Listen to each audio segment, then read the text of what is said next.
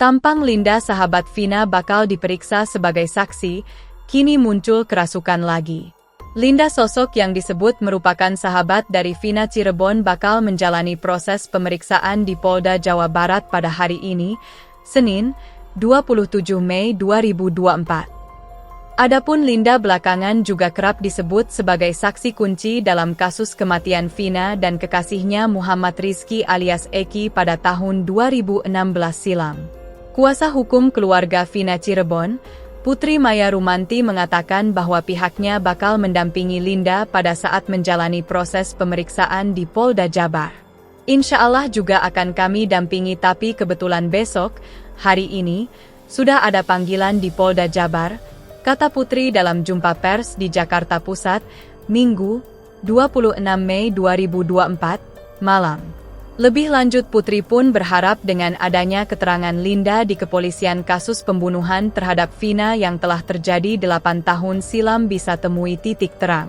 Pasalnya menurut Putri keterangan dari sosok Linda ini sangat penting guna menjawab pertanyaan publik sejauh apa pengetahuannya perihal peristiwa nahas tersebut.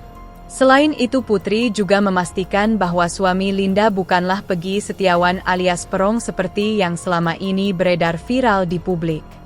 Baru-baru ini Linda akhirnya tampil saat kembali dirasuki oleh arwah Vina.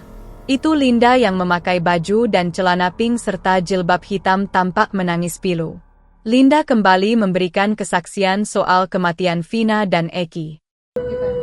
Oh, yang jejak backpacker itu ya?